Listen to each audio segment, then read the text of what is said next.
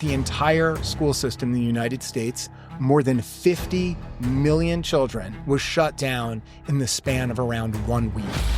And I don't think there's been a sufficient reckoning on how this actually happened. Politically motivated? Is it sort of progressive Democrats? The data are unambiguous. This was almost entirely based on the... Why is it that conservatives went one way and Democrats went a completely different way? When Donald Trump tweeted, "We need to open the schools now," immediately after that happened, the schools were going to remain closed. Wow, so you're not even arguing that there's a trade-off. There was no trade-off. There was only harm. This benefited no one. This was all for nothing. Before you hear from the phenomenal David Zweig, I ask if you want to support this show, all you have to do is press subscribe. If you do that, I can have more phenomenal guests like David Zweig exploring the issues you want to hear about and that the mainstream media won't touch. And if you head over to winstonmarshall.co.uk, you'll get exclusive videos, content, and interviews. But without further ado, David Zweig. Dave Zweig, great to have you on the show. And the second time we've spoken, the last time back in 2022, 2023, and we discussed the origins and cover-up of COVID. And now we're going to discuss your new book, An Abundance of Caution, American Schools, the Virus, and a Story of Bad Decisions. I also note that it's 5 years now since was the anniversary of COVID, I guess. So anyway, congratulations on the book. Tell me, what is the story of the American schools through lockdown? How long do you have?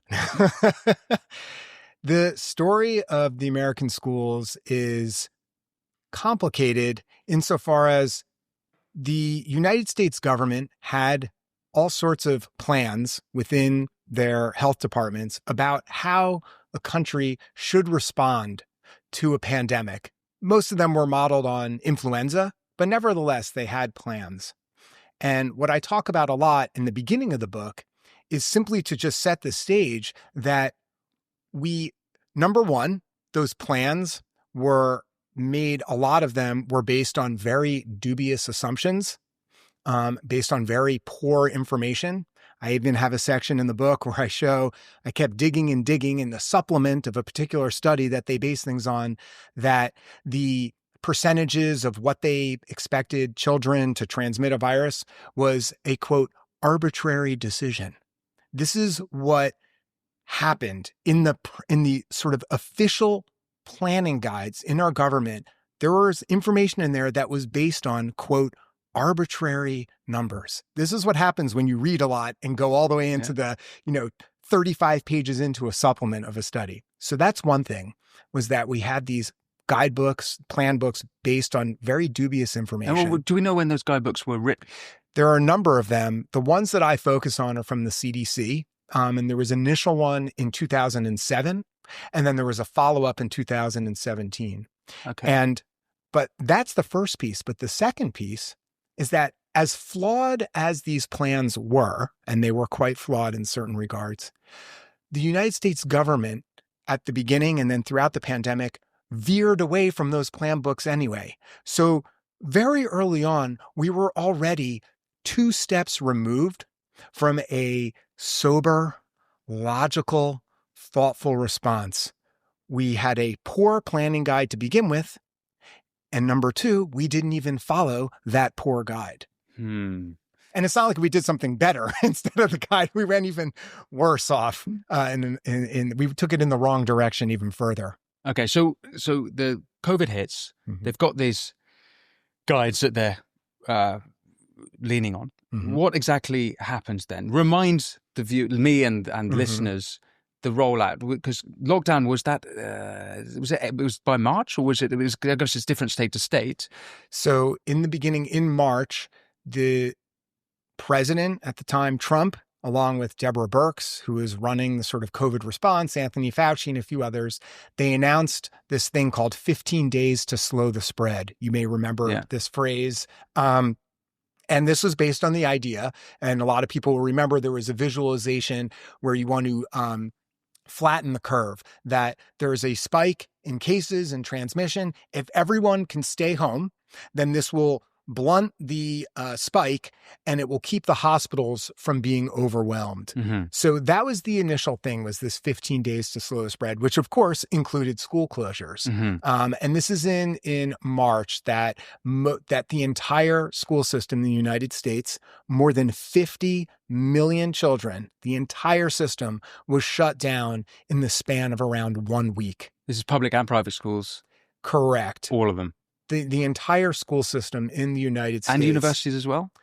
Yes, universities as well. My book doesn't focus on that, but at least to my knowledge, yes, everything was shut down. And what happened was, after those 15 days, they then had another press conference where they said, hold on, we know we told you it was 15 days. We need to, let's extend this for another 30 days. And as soon as that happened, the sort of spidey sense, the hairs on the back of my neck went up a little bit. I'm like, that's interesting. We were just told we needed to flatten the curve. Well, I thought we had flattened the curve, and yet here we go for a longer duration. Uh-huh. And I remember in the middle of April, or toward the end of April, talking with a friend of mine who, and I said, I've been looking at the statistics, and cases have come down from the peak in New York City. I'm sure they're going to be opening schools. We did it. We flattened the curve. This is terrific. We did it. And he looked at me and he said, they're not opening the schools. They're not. I'm like, what do you mean? They told us we just had to flatten the curve. Well, we did. Now it's been flattened.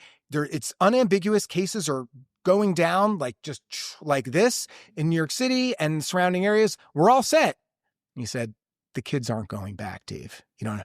And that was another one of those moments where I thought something very problematic potentially was happening. We were sold something that wasn't what was actually happening. And what I talk about a lot in the book is that the narrative that is developed over time is this idea of, well, we didn't know. We were facing a novel virus. This was dangerous. They did the best they could. They're building the plane as they fly it. Whatever metaphor that they could conjure up to defend the idea that they could just keep doing whatever they wanted as they went along without any evidence necessarily that this was effective.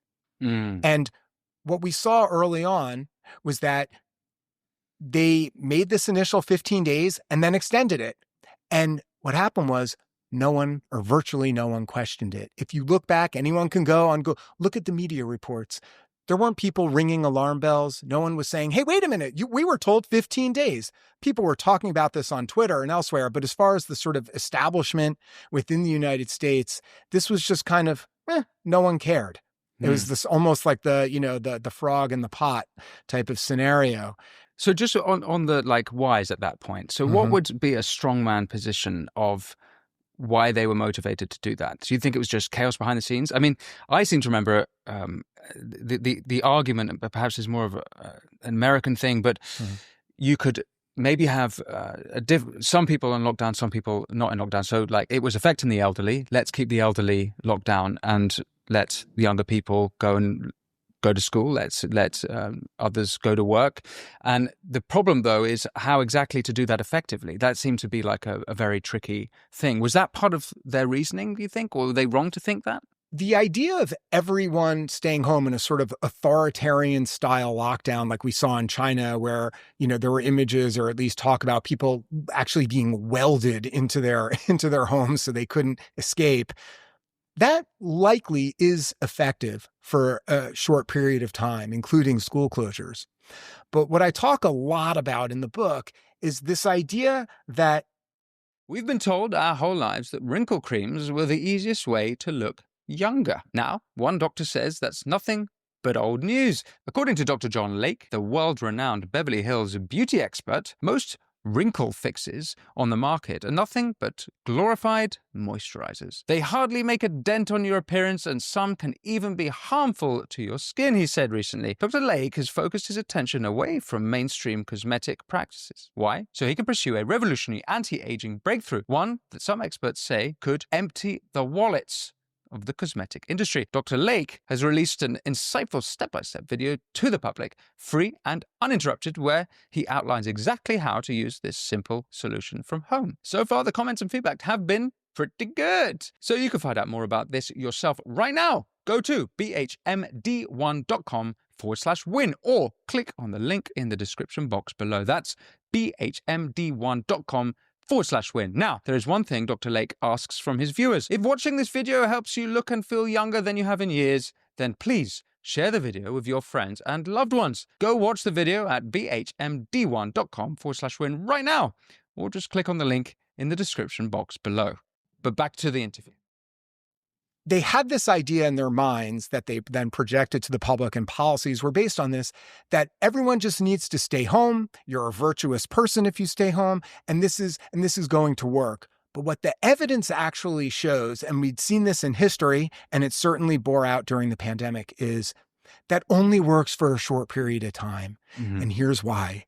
Because first of all, an enormous number of people were still circulating in society and working. These are the people who everyone was happy to stay home while someone else was at the slaughterhouse, someone else was fixing the electrical lines, someone else was a cashier in the store, on and on, the first line workers. So we had millions and millions and millions of people who are still circulating, number one. So it could never be a truly effective lockdown. Number two, when we think about children, what happens in a family, Winston, when there's a single parent who has to go work as a cashier? Schools are closed. Where does their young child go? Well, they can stay home and they're left alone, which happened to plenty of children. Or what happens? They go to daycare. They perhaps go to an elderly relative's house. They're then going to some other place where they're mixing with kids from towns from all over the place. So when we think about school closures, and I have a lot of this in the book where I talk about some of the behind the scenes, these experts were saying, kids today, they're just on their phones. They don't even go to the mall. None of this matters. That schools will be closed. They don't see each other anyway.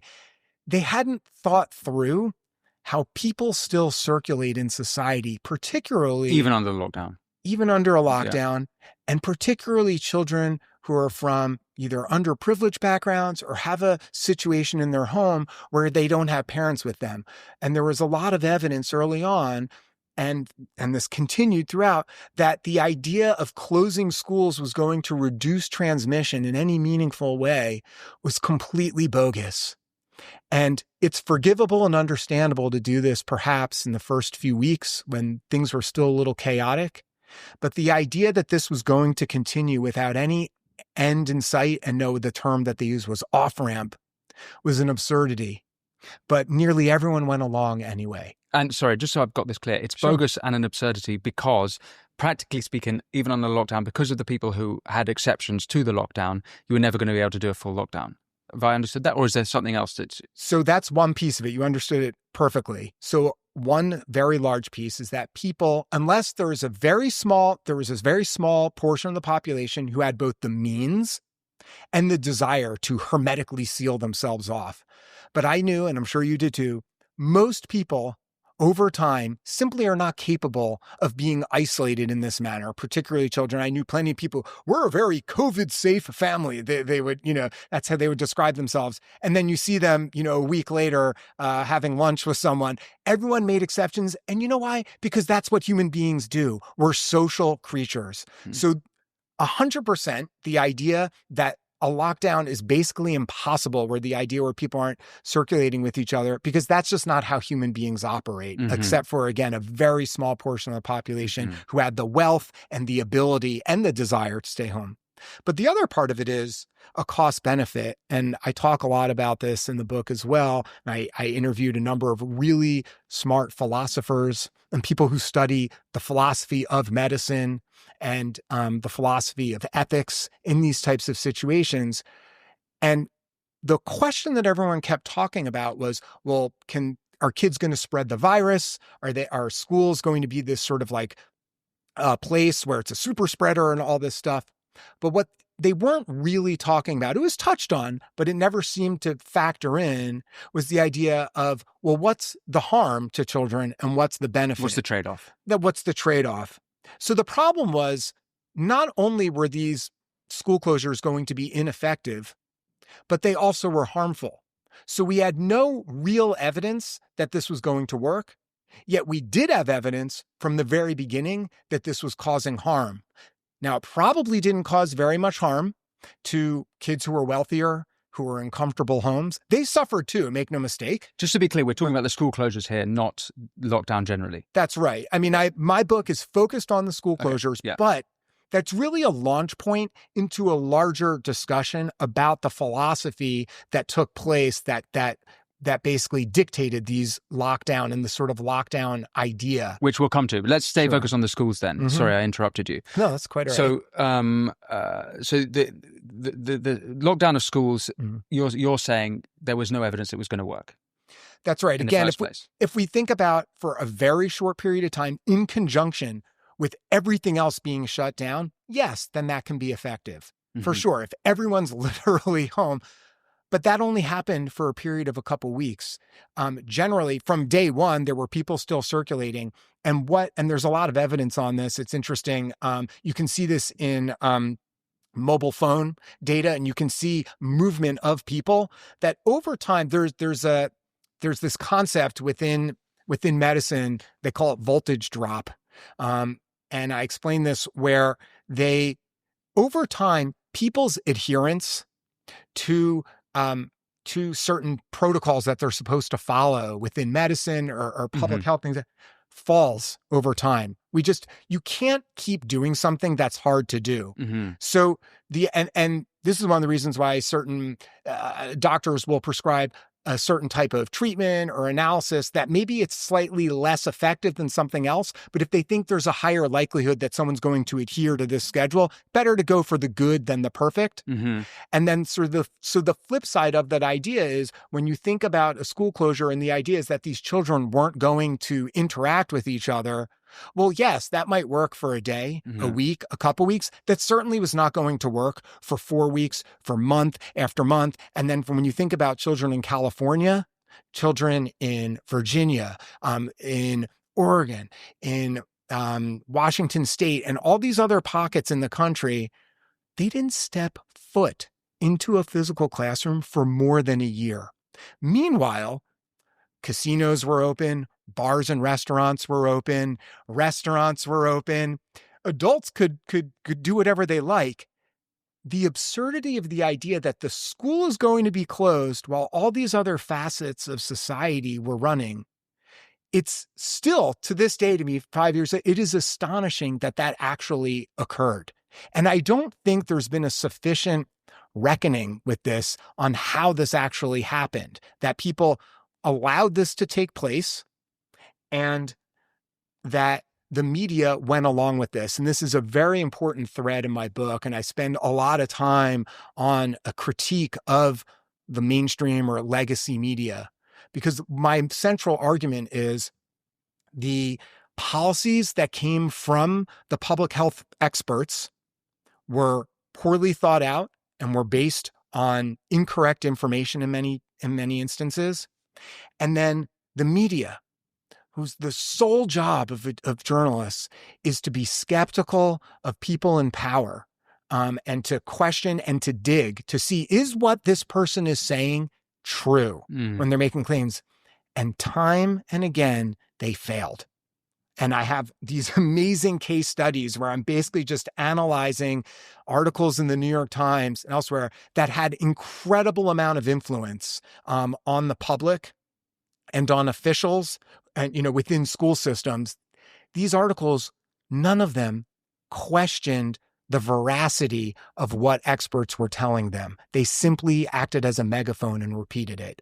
And that is the central, not the only, but it is the central reason why something so absurd, where you have a school closed and a child can't step foot in a classroom, but people are having, drinks at a bar down the street at the same time, made note. That's how something so insane like that can happen. Well, so before we have the reckoning that you so want, just in terms of like timeline. So you mentioned a few states there. How many states were the schools not open for over a year? Was it Not, it wasn't all of them, was it? No, it was not. So there's some great graphs that I have in my book where I show over time the different trajectories. And there basically were three models of schooling that took place in the United States during the pandemic. There were schools that were fully in person and fully open. There were schools that were fully closed. And when I say closed, I mean kids were in remote learning. Some people objected to the idea that that was a closed school. But I think for all intents and purposes, the school is closed. You couldn't go in there. So you have schools that are fully open, schools that are fully closed, and then you have schools in what they would call a hybrid model, where around half the kids or a third of the kids could go in 1 or 2 or possibly 3 days a week, and they would alternate. We're on this sort of halftime schedule. And I have these graphs where you can see over time the different percentages of schools in the United States that were within each of these models. All the states that acted a certain way, is there things that they have in common? Is it politically motivated? Is it sort of progressive Democrat states acting differently to Republican conservative states? So the data are unambiguous that this was almost entirely based on the political persuasion of the particular state. And even more so, I drill down and show the particular county or district, that there was no connection between the severity of the virus prevalence in a particular area. No connection between that and school closures. Instead, it was, you can predict if it was a blue state or a blue region or a blue city within a red state, that was much more likely to be closed. And if it was a, quote, red state or red area, it was much more likely to be open. Again, no correlation with severity of the pandemic in a particular area. The correlation was related to politics. Okay, so why is that? Why is it that conservatives went one way and Democrats went a completely different way? Well, I mean, I'm obviously generalizing a little bit. There'll be people who I think that's a fair generalization. Betrayed their own tribe. That would be someone like me. Yes, yeah, right. So the general conclusion that I've come to and is that it comes down to a sort of groupthink and tribalism. And when Donald Trump tweeted in all capital letters, "We need to open the schools now," something to that effect, in the summer of 2020, immediately after that happened, he essentially sealed the deal that the schools were going to remain closed, because the way so many people on the left felt about Trump, this man was so odious, was so objectionable, that anything he said, they had to do the opposite. If he said, "I love puppies and vanilla ice cream," they would say, "We hate puppies. Yeah. We hate vanilla ice cream. This is the worst." And there's evidence for this. One of the great pieces of evidence is, before Trump's tweet about this, the AAP, the American Academy of Pediatrics, had put out pretty strong guidance saying that, more or less, kids should be in school. We'll figure it out. Let's not worry about 6 feet of distancing. Let's not worry about these other things. We'll do the best we can. Let's get the kids in school. Almost immediately after Trump's tweet, the AAP reversed course and put out very different guidance. Now it said, hold on, we need to listen to the experts. And it said something else. We need a lot of money. That's very important for the schools. They need funding. And I'll tell you a third thing about this second AAP statement. Is the authors of the statement. It wasn't just written by the AAP. Signed at the bottom were the two largest teachers' unions in the United States. So people can make from that what they will. Again, that is the chronology. The American Academy of Pediatrics coming out strongly for children to be in school. Trump saying, open the schools. The AAP and everyone else rallied together and said, no. We need to keep them closed. And in order for them to open, we need an enormous amount of money. Okay, so let's just drill in on the teachers' union aspect of it. As you speak there, what comes to mind is the investigative journalist Alex Gutentag, who works with your fellow Twitter Files journalist, Michael Schellenberger, at Public. And she's a famous example of someone who was a teacher and was ostracized for speaking out against the tribe. And she paid heavily for it, although she's now rebuilt her life in an impressive way. But I'm curious about what's going on within the trade unions, and it seems that you're saying it's money is the motivation behind it. But is it as simple as that? I'm not saying that was the motivation. I'm saying that's what was mentioned in this official statement from the American Academy of Pediatrics that wasn't in the earlier statements from them, where they now said, oh, and by the way, an enormous amount of money is necessary for these schools to reopen. So I'm not saying what do they want the money for?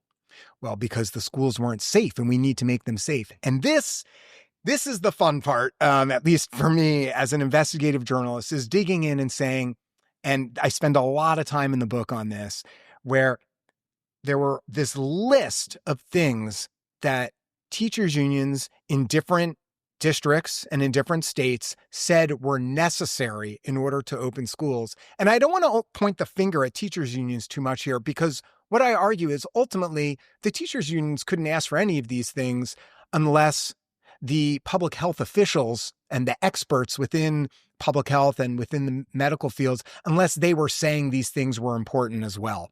Right. So ultimately, this is not about teachers' unions, in my view. Ultimately, this is about the experts. The smartest people in the room were wrong. And I go through great lengths to show why they were wrong. We were told over and over, kids can go back to school. And you'll see Anthony Fauci discusses this today. Everyone, Randy Weingarten from the AFT, it's the second largest teachers union. They all say, I wanted kids in school. It was I was always in favor of kids being in school if it was safe. Well, what does safe mean? And safe to whom? Well, they said you had to do a series of things, including, for example, we need HEPA filters in schools. It's very important. And the argument I make is, what's a HEPA filter? A HEPA filter is a filter like in an HVAC system for air conditioning and heating. It's a filter that filters out particulate in the air. Okay. And they were saying we need this, fancy, souped up HVAC systems in order to filter the air, to make it safe. Here's the thing, though. There is not one study that shows that HEPA filters in schools were going to reduce the incidence in any meaningful or statistically significant manner for reducing the incidence of transmission of the virus. So then why did they come to that conclusion? And hold on, and one other thing is that, and I spend a lot of time on this as well, is that millions of children were in school in Europe. We had the best sort of open natural study possible. You can contrive, and there are hundreds and hundreds and hundreds of studies where people can have them sort of manipulate the data or the conclusions whatever way they want. But the best study is you can look at Europe. In the spring of 2020, they started opening a lot of their schools. Millions and millions of children. We're not talking about a tiny school in Tibet with 12 kids in one room. Millions of children were back. And you know this, at least, within the UK, the schools there, by and large, are not filled with high-tech air filtration systems. No, they just sent them back. We don't even have aircon in Britain. That's right. That's right. Most of them, and they have sort of a cast iron heating. They don't even have forced air systems in a lot of them where this would even be possible. So that's just one example. But I go through the list of basically what are excuses, what are contrived reasons of why the schools were closed and things that needed to be done.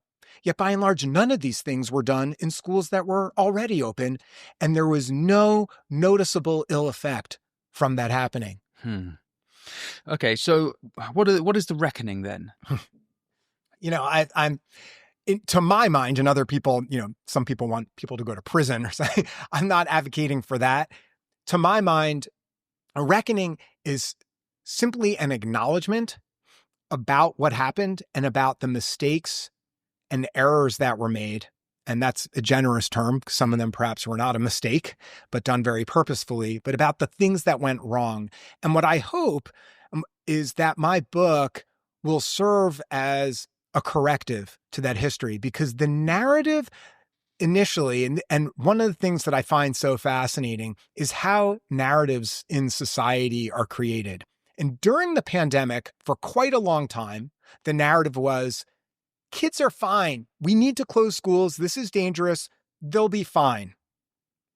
Then, once the evidence was so irrefutable and overwhelming that one, closing schools was not beneficial, and two, that it was causing great harm to a great number of children, once you couldn't deny that anymore, then the narrative shifted. Then it became, well, okay, this was a regrettable thing. This was a mistake. We shouldn't have kept the schools open so long. But it was understandable. This was a fog of war. No one knew what was happening. We did the best we could. This was all done with good intentions. So the narrative changed, but notice it was still exculpatory.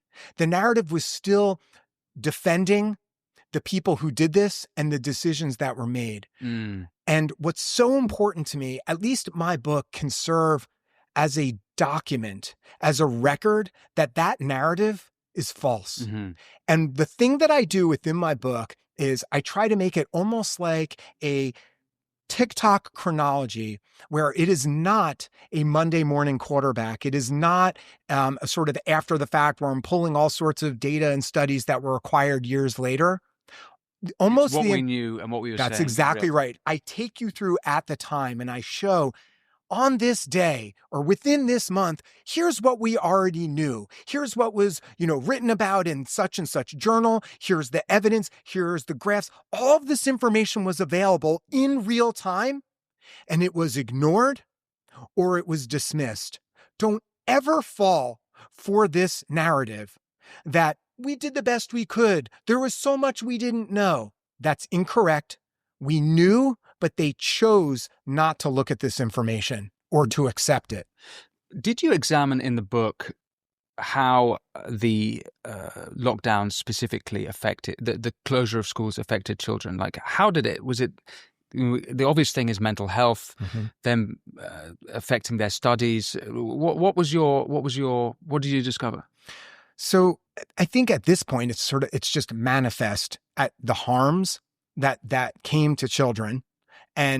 But I spend some time on this in there to really highlight, and a lot of it depends on who you're talking about. So again, we come back to the idea of children with fewer resources. Generally, we're going to have more harm done to them by schools being closed. Okay, so it hurt poorer kids. For sure. And the irony, of course, is that the left generally is thought of as the party who cares the most about the underprivileged. The policies they want in place are policies that are designed to give a leg up to help kids who have fewer resources. Yet, this same group of people on the left who ostensibly care so much about the underprivileged, their idea of school closures harm those children the most. And so, yes, there's mental health. But mental health affected all children, including children with means. There's physical harm. There were children who were home with abusive parents or step parents, and it's heartbreaking. I give some of the statistics. Interestingly, early on, what they saw very early in the beginning, in the spring, was that the number of calls that went in to hospitals and other places regarding children who were being abused and harmed, the number of calls plummeted. Now, you may think, oh, that's wonderful. The kids were doing better. No, it was that teachers are the most important person in a child's life, teachers and educators in general, who see a kid coming into school and something's wrong. Well, you take that away, what happens? You have millions of children who are stuck at home with a monster, and there's no one there to help them. Oh, it's millions of children. In America? Sure. We're talking more than 50 million kids were kept home from school. Out of that, there's certainly, maybe it's not millions who were abused at this level. There certainly were millions who suffered a degree of harm in one direction or another. I'd also say if you're cooped up with your family, particularly at close quarters, and right, that just exacerbates. If you already have normally peaceful family household, that's right. There are plenty. So there's the physical abuse, there's mental mental harm, the mental health, the rates of overeating and BMI skyrocketed. And on the flip side, there were rates of children who were not eating at all. Screen time skyrocketed. And then, of course, what's talked about so much is academics. Now, the argument that's been made is, well, what's better, to be dead or to have, lower grades on a test? But that's a false argument, because again, closing schools didn't prevent any deaths in children. So they created this kind of straw man where it's like, well, fine, academics aren't that important compared to life. But it didn't produce any deaths in children. But as I touched on earlier, because there was you can't have a full lockdown. So those children might have been connected to people. They would have been with their elderly parents. You might often have the case where grandparents are looking after the kids whilst frontline workers were going out. So those kids were now with people who were more vulnerable. I'm trying to make a case for like the kids might not have died, but it might have led to elderly people dying.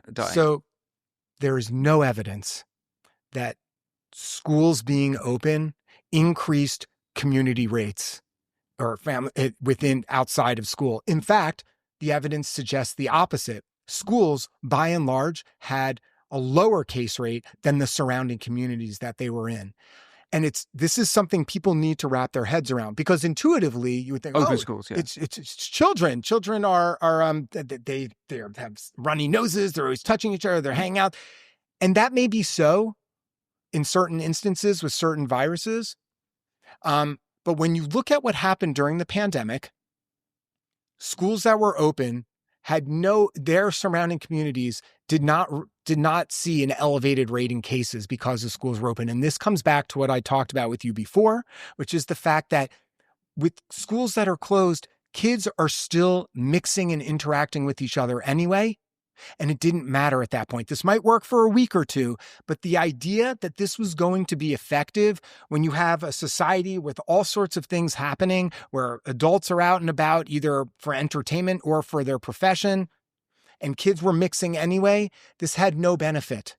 Wow. So you're not even arguing that there's a trade-off. There was no trade-off. There was no trade-off. There was only harm.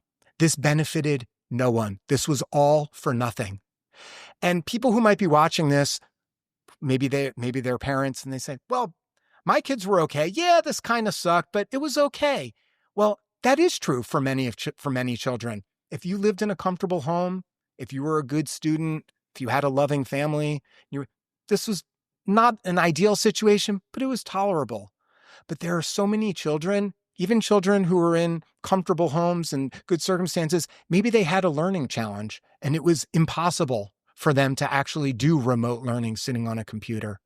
There are plenty of children who have what's known as an IEP. These are children who have special educational challenges.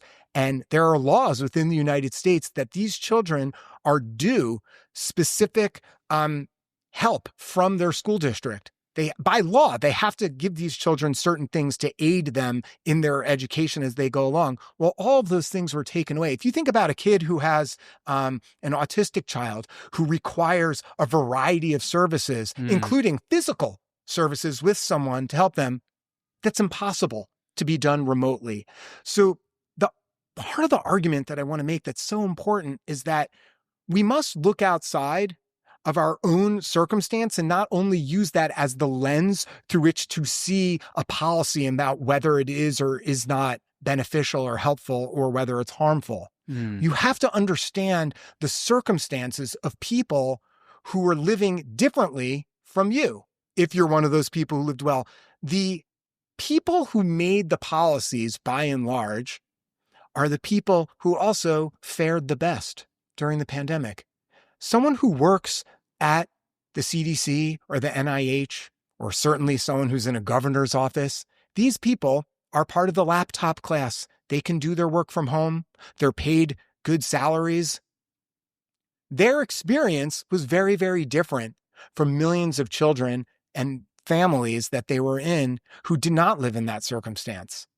So it's quite interesting how this dichotomy was created by the very people who ostensibly care about these underprivileged kids the most. It was all, they would argue this was all based on the idea, well, these people are at the greatest risk. But there was never any evidence that this was the remedy to being at a higher risk. Closing schools was not the remedy for that. And this was known in the academic literature beforehand. And I have some studies that I point to where I show how over time school closures were not effective. And it was known very early on when we saw schools open in Europe. Do you know what happened after the schools opened in Europe in the spring of 2020? No. The cases went like this. They went down. I'm not saying opening schools causes cases to go down, of course. What I am saying is opening the schools did not lead to a calamity. It was very clear that they were not driving the pandemic. They were not driving transmission. Is there any reason to believe that it affected different communities differently, not just on sort of income level, and maybe let's say like race level? And I asked this question because in Britain there were politicians saying that the COVID was affecting different race groups differently, and I wondered if there was a similar thing going on in America. Well, or at least allegations of it. Well, there is a correlation between people who have less means and who are in poorer health having worse outcomes with the pandemic, and just like they would have worse outcomes with any virus or any ailment. If you are less healthy, and generally if you have less money, which often correlates with not as good health, that those people were going to not do as well. Yeah. And there, of course, is a correlation then when you start looking at different races within that. But the idea that closing schools was going to help them was false. Because as I've mentioned many times, but beyond that, it's also interesting. Many people in these communities wanted schools to remain closed. When they were asked about it, they said, well, we're happy with this, but why is that? Well, there are two reasons. One, because the media frightened them into thinking that this was effective and that this was necessary. And number two, and this is fascinating to me, there's a study that was done by a guy named Vladimir Kogan. And what he found was that once schools opened in a particular area, like in certain blue districts, that something very interesting happened with those parents who had been saying they wanted schools to be closed. They changed their mind. And they saw that once the schools were open, they said, you know what? We actually are in favor of this now. So what this means is that the reason why so many parents, particularly if we think of parents of color in a lot of these communities, when they were saying, well, they want the schools to be closed, we must follow them, this is what they want. But yet the reason why they wanted it was simply because they were closed. That human beings, at least in these communities within our country, people tend to favor whatever is happening. That's what the evidence showed, because once they opened, they changed their mind. Yeah. But no one or very few people had the courage to actually just open the schools. It was kind of like a tail wagging the dog. Status quo bias or something like that. Right. Well, yeah. I think you were the journalist at Great Barrington, Massachusetts, for the Great Barrington Declaration, alongside the man who is now director of the NIH, Dr. Jay Bhattacharya. Am I right in remembering that's sort of August 2020? I think it was October 2020. Yes. Mm-hmm. And in that declaration, there's a mention of schools. I think it says unequivocally, I just read it quickly before we started talking, that it says that there's no benefit from schools and universities being closed. So back to our timeline of events, I remember that coming out and being quite controversial, certainly to the establishment. What was but presumably by that point you agreed with it and you thought it was unequivocal. What do you remember about the Great Barrington Declaration? Do you think that reflecting on it, they were absolutely right? Did they get anything wrong? Do you think that because they obviously were maligned, what's your sort of reflection now, sort of coming up to 5 years after that? The idea that was put forth in the Great Barrington Declaration was this, what they called focus protection, which is let's try to protect the people who are most vulnerable and let other people continue on if they would like to do so. Because I believe they rightly noted that this virus is going to spread no matter what. And there's very little that we can do that's going to be effective.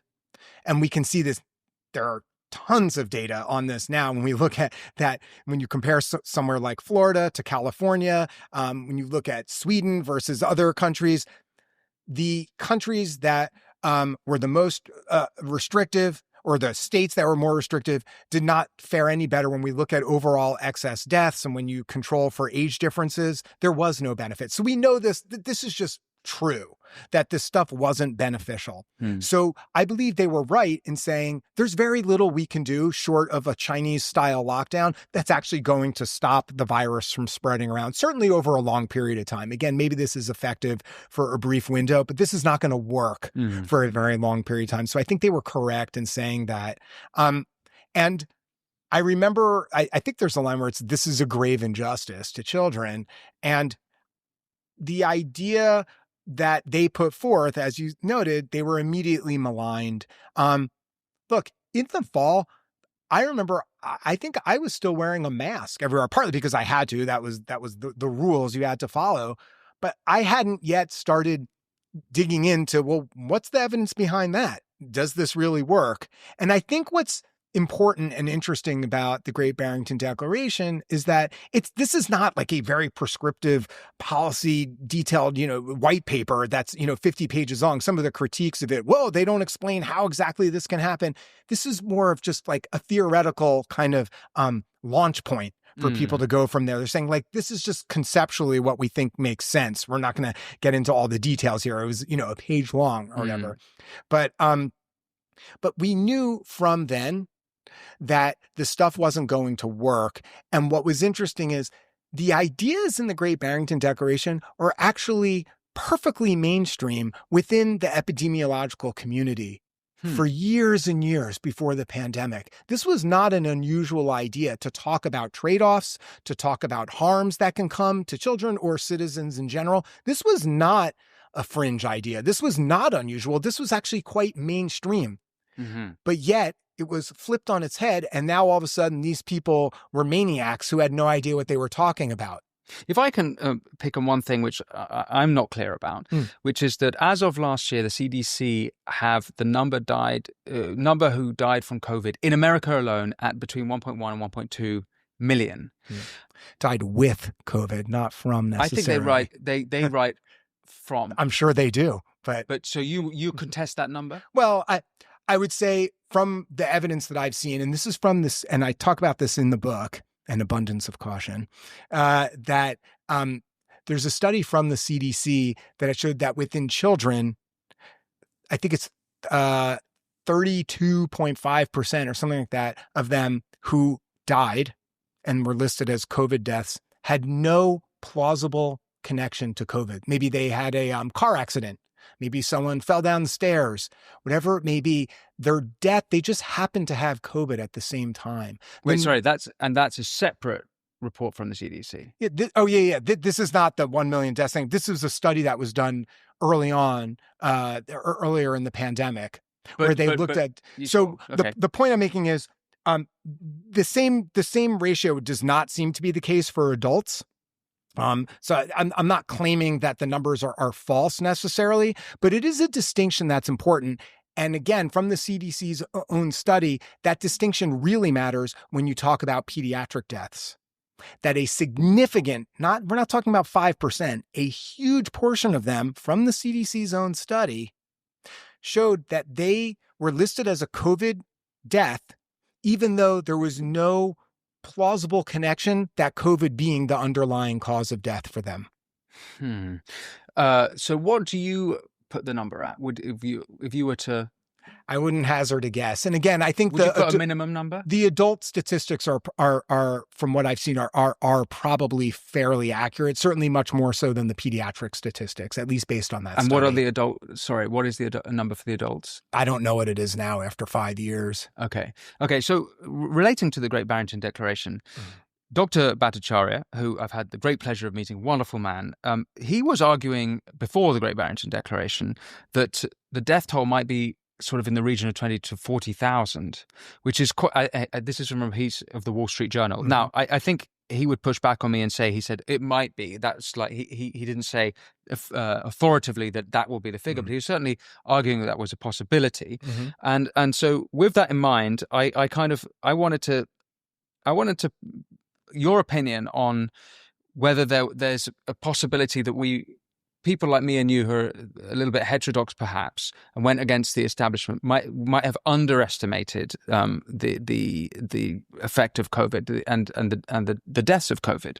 So I think your question is not framed properly. It's not the right question because it's predicated on an idea. I think what you're alluding to is, well, maybe it was important to do all these things because look how many people died. But that's the wrong question. The same amount of people were going to die no matter what.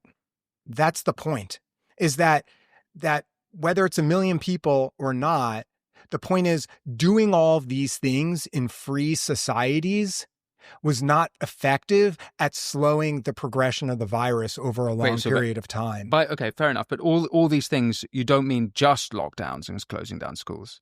Because, I mean, we could talk about masking, we can talk about vaccines. What do you mean by all these things? Well, vaccines I would put in a separate category. There is evidence that the vaccine is quite effective for people who are particularly vulnerable, the elderly and others. But NPIs, non-pharmaceutical interventions in a free society where there still was movement around, there's no evidence that this was effective in reducing the overall burden of deaths on society. Again, if you look at places like Florida versus California, just two examples, the amount of excess deaths were the percentage of them was no greater in Florida. This is a place, so you have one place where kids are in school, masks are not required, people are free to go about their business basically in life. And you have another place where children haven't stepped foot in a school building for a year.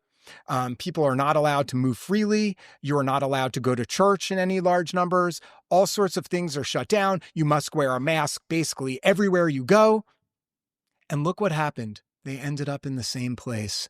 The overall number of deaths, once you control for age differences in the populations, the excess death rates were no better in California because a highly contagious respiratory virus is just simply not effectively contained through these NPIs over a long period of time. So the NPIs, as well as masking, that includes presumably social distancing. Right. What are the other NPIs? So we would say social distancing, masking, air filtration, such as the HVACs, school closures, 6 feet of distancing, which I guess would fall under social distancing, quarantines, this whole variety. And what they called it was a Swiss cheese effect. And you think of about a slice of Swiss cheese, what does it look like? Well, there are many holes. And they said, if we line up all these slices of Swiss cheese, the holes are in different places in each slice, and we're going to stop the virus from getting through. We got to try all of these things. So the irony of this is they were admitting tacitly that they had no idea what worked and what didn't work. Let's just do everything. Well, the problem with that is that's not an evidence-based process or solution to a problem. Let's just do everything and keep doing everything without studying it sufficiently. There was no randomized study to see what was actually working or not working. And an infectious diseases physician named Weston Branch Elliman, along with a number of colleagues, ultimately published a study where they looked at distancing in schools. And this is kind of the high point of my book. At the end, these people really are heroes who did this work because they found that in Massachusetts, they were able to look there because the governor there did not listen to the CDC. And he said, schools here, if they want, can allow children to be closer than 6 feet. So they had this wonderful natural experiment where you had some schools that were requiring 6 feet of distancing, others that were requiring something like 3 feet of distancing. And when they did the study and they looked at all these schools, what did they find? Lo and behold, there was no discernible benefit of having kids at 6 feet of distancing. That's a real study where you're actually looking at outcomes and what happens. But this was done much, much later in the pandemic. So again, we had all these measures that were implemented. No, this wasn't put forth by the CDC. They took this upon themselves to do this study because they sensed that something might be wrong and they wanted to see evidence. So our own government, so the people making the policies did not care enough to try to find out what worked. They just wanted to throw everything out there and make everyone do everything. It was only when regular physicians who cared enough, a small number of them, actually went out on their own, oftentimes, and there are studies, examples of this, on their own dime, paying for themselves. No one was paying them for this. They said, we need to actually try to get real evidence to find out what works and what doesn't work. Can you imagine if you went to the doctor and the doctor said, I'm not sure what's wrong with you. I'm going to give you a stack of 8 different pill containers, and I just want you to take all of this every day for the next 6 months. And you say, but doctor, are there any side effects? And the doctor says, yes, there are side effects, but it doesn't matter. Just keep taking everything. And say, but do we know which one works and what doesn't? Nope, we don't know, but just do them all together. And hopefully all of them together is going to work. That would never happen. That would never happen. But that's exactly what happened on a mass scale within the country. You mentioned in passing that there was some efficacy you saw in the vaccines. I was wondering if you could make the case for that, because I think a lot of people who will enjoy this kind of conversation would also be very skeptical to hear there was anything good to take from the vaccines. Well, I'm not an expert on the efficacy of them or not, so I don't want to comment too much on that. What I can say is I did write a number of pieces that looked at myocarditis, particularly in young males. Yeah. And the evidence was unambiguous that there was a signal that this was a potential side effect of taking this vaccine. And when was that published? I'm not sure. I guess it was at some point once they started, once it was available to young people. So it was, So they knew, and they were ridiculing those who were calling it out. Because I remember when we started the discourse, the counter-establishment discourse started to point out cases of myocarditis in young men, and it was written off as conspiratorial. Well, but they knew. This was real. So I'll tell you a story. I spoke with a physician who was worked in the PICU, that's a pediatric intensive care unit at a major hospital in the United States. And after the vaccine became available to young people, she noticed that her PICU in the intensive care unit, there were more young adults there who were there with myocarditis than they had seen in an entire year with COVID. And she had mentioned this to someone in an interview. It was with like a small publication, maybe a trade publication. And after this happened, she was admonished by her boss, who said, you can never talk about this again. It didn't matter that this was true. This would give information to the wrong people. This would give malinformation. Yeah, true information that goes against the established narrative. Exactly. So wow. That doesn't mean the vaccines weren't effective. I'm not commenting on that. What I am saying is there was a signal that was there. And this really is I think, part of the broader narrative of you could not question things. If you did, remember, there was a phrase, doing your own research meant you were a moron and a fool. Yes. That this was a bad thing to question things. But remember, the experts themselves were wrong repeatedly on a whole variety of issues, including at the very base level, the idea that these different interventions, the NPIs, were going to have the effect that they said they would have. And I have a whole section on the models from your homeland, Imperial College, which was incredibly influential. And the way the models that Imperial College built, where they said there would be a certain amount of cases and deaths, were built on essentially quicksand. This stuff, they didn't know they didn't understand what they were doing with this. And I show how the models had such an enormous influence on the policies, because of course, any rational person would see a model that's projecting, if you don't do what we say, millions of people are going to die very quickly. You have to do what we say. Well, okay, we better do this. The problem is those models were not built on accurate inputs. And I'm not blaming maybe it would have been impossible to have accurate inputs, but sometimes giving out information or making conclusions on incomplete information is more harmful than not putting anything out at all. So I'm thinking as you're speaking, who the hell is responsible for all of this? And as Anthony Fauci has been pardoned by Biden, and as you also mentioned earlier in the conversation, Trump was president right at the beginning of the pandemic. I'm sure you're thrilled by the news that Anthony Fauci was pardoned by President Trump, but Biden, forgive me. But who do you lay the blame? At whose feet do you lay the blame? Is it Fauci? Should we be outraged that Fauci's been pardoned? I think Fauci very much was a figurehead, but he was not alone.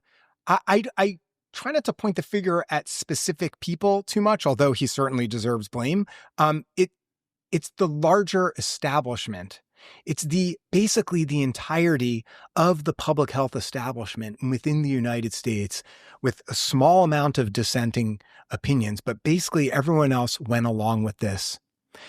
The average doctor is seeing patients, a clinical physician, a pediatrician in a small town. They're not reading the studies. They don't know jack shit about masking studies. They have no clue. But yet, But they might. No. The average small town pediatrician who's seeing patients all day, and I don't blame them. That's not their job. Their job is to see a kid who comes in who has this illness or something. But yet, then of course, it's their job to look up mask efficacy. Well, it's absolutely their job. Well, most clinical physicians are not reading the details of every single study. That they're not necessarily researchers going. Some of them do, but most of them are not. They're very ill-informed. They might read the abstract on something, if that. They're not reading through. They're not then going to start clicking on the citations. Oh, this study makes a claim, but I see the citation here in the foot. Let me go down to the endnotes. Now let me read that study. Let me read. They don't. They're seeing patients. They don't have time for that. It's certainly the case. I would accept that a lot of them will not have the time for that, or some of them at least, and will go to the authoritative. Right. So now you're getting at it. So here's the thing. The problem is the discussions that took place on things like Facebook and elsewhere was, I'm going to listen to my doctor. I'm not listening to you, some journalist. Who are you? Or I'm not going to listen to Emily Oster, she's just an economist. What does she know about this? I'm going to listen to my doctor. Your pediatrician or your urologist don't know anything about this stuff by and large. They had no clue. So they relied on the authorities. They relied on Deborah Birx, Anthony Fauci, the CDC. But when you look at what the CDC was actually publishing in its own journal, MMWR, this was not supported by strong evidence. This was not evidence-based public health or evidence-based medicine, what was happening. So when we talk about blame, I mean, I try not to use the word blame too much, but when we think about how to try to correct something like this from happening in the future, the most important lesson in my book, and I give tons of examples of this, there's fun stuff throughout history, is that our intuition, particularly in medicine, is often wrong. And that it makes intuitive sense. Well, wearing a mask, of course that's going to help. That makes sense to me, that wearing a... Yeah. But what we think makes sense often does not make sense, and often is the opposite. And the history of medicine is filled with examples of this. And I give tons of from the peanut allergies in America to having children sleeping on their back to all sorts of things, or on their stomach, as Smoking, it were. once upon a time, was deemed right. There's all sorts of things that make intuitive. But smoking maybe isn't so intuitive. But we were told that doing certain things are very important for your health, and it makes sense to the average person. Well, of course, a baby, they should sleep on their stomach because they should do this or they should do that. And it turns out we were wrong. That's why we have evidence-based medicine, is we have to actually test our intuitions. And the problem was most of the pandemic response was based on intuition and not based on evidence. Well, look, I mean, I can't wait to read the book. We could go deeper, and there's so many things to discuss on COVID, but also we need to leave people a reason to read the book.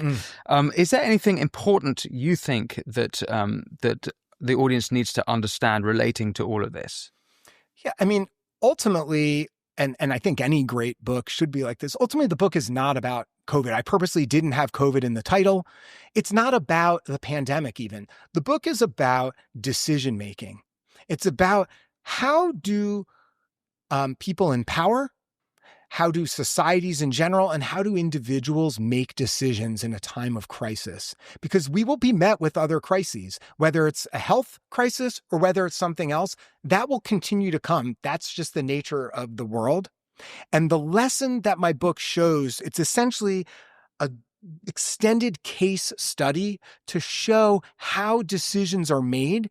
And when you understand the errors in decision-making that I reveal, you then can hopefully understand how to avoid those mistakes in the future. And my dream would be for all the policymakers to see this, but even if they don't see it, as regular citizens, you can adjust how you think about things and how you behave. And this can happen in a crisis or even just in your everyday. When you are reading an article in the news, I have a lot in the book where I explain and show how to understand when things are and are not supported. That to me is the ultimate value of the book. It's not about the pandemic. It's about how do we as a society and as individuals come to the conclusions that we come to and make decisions based on those conclusions. And I try to pull back the curtain on this to show how we work as human beings and make decisions. Well, I can't wait to read it. And it's out on April 22nd. That's right. An abundance of caution. And to be honest, a little bit angry when I have to reflect on the COVID years and what we put ourselves through, or what the authorities and establishment put us through. Nevertheless, you deliver it in such a way that it's very palatable and always great to speak with you. So, David, thank you so much. And is there anything else you'd like to bring listeners' attention to apart from your book? You're on X.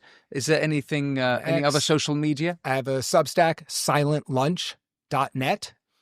So go to Silent Lunch. And if we have one moment, the name of the Substack, Silent Lunch, is because that is what they forced many kids in America to do. They weren't allowed to talk during the pandemic when they ate lunch.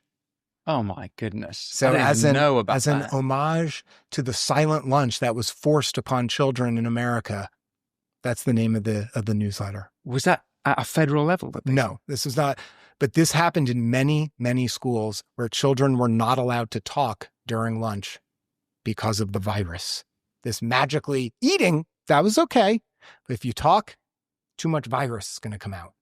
We